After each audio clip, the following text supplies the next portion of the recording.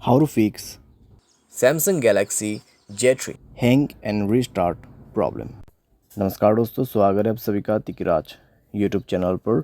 तो दोस्तों, आज की इस वीडियो पर मैं आपको बताऊंगा कि कैसे आप जो है अपने सैमसंग के डिवाइस पर हैंग और रीस्टार्ट प्रॉब्लम सॉल्व कैसे कर सकते हैं।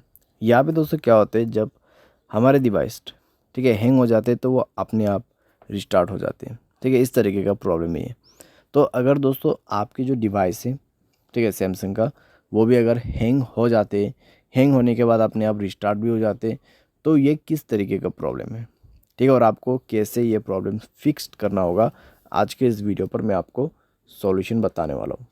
वीडियो को अंत तक देखिए, जो भी सॉल्यूशन मैं आपको बताऊँगा उसको फॉलो करें, आपका प्रॉब्लम सॉल्व्ड हो जाएगा। ठीक है, वीडियो शुरू करने से पहले दोस्तों, अगर आपने चैनल को सब्सक्राइब नहीं किया है तो सब्सक्राइब करते हुए बेल आइकन को क्लिक करें। अगर आप ऑनलाइन पैसा कमाना चाहते हैं तो वीडियो डिस्क्रिप्शन पर आपको लिंक मिल जाएगा। किसी भी प्रॉब्लम के रिगार्डिंग पर आप हमें ट्विटर पर फॉलो करके मैसेज करें। तो चलिए दोस्तों, वीडियो शुरू करते हैं। तो यहाँ पे दोस्तों जो हैंग एंड रिस्टार्ट प्रॉब्लम है, ठीक है, तो उसको फिक्स करने के लिए आपको सबसे पहले तो स्टोरेज में से क्लीन अप करना होगा। स्टोरेज को क्लीन कीजिए और मोबाइल पे कई सारे एप्लीकेशंस है तो उसको डिलीट कीजिए।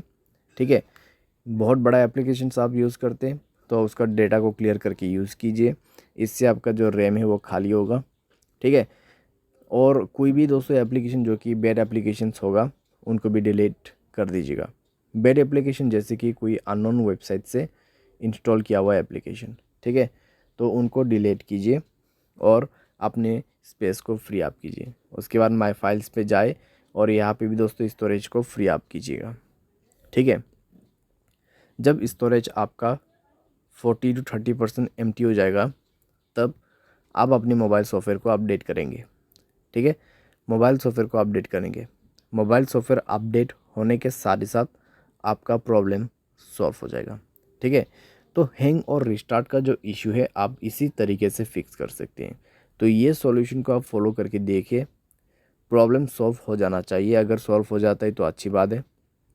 अगर इसके बाद भी प्रॉब्लम आते हैं तो आपको जाना है general management, reset and then factory data reset. ठीक है, फैक्ट्री डेटा रीसेट पे जाके आपको डायरेक्टली मोबाइल रीसेट कर देना है। जैसे रीसेट करोगे आपका प्रॉब्लम सॉल्व हो जाएगा। तो इस तरीके से दोस्तों आप अपने हैंग एंड रिस्टार्ट प्रॉब्लम को फिक्स कर सकते हैं। तो जितना भी मैंने आपको सॉल्यूशन बताया दोस्तों, उसी को फॉलो कीजिएगा तो आपका प्रॉब्लम सॉल्व हो जाएगा। आपको कोई भी दिक्कतें बाद में नहीं होगा। ठीक है, तो जो पॉसिबल सॉल्यूशन था मैंने आपको वही बताया, तो आप भी उसी को फॉलो कर लेना।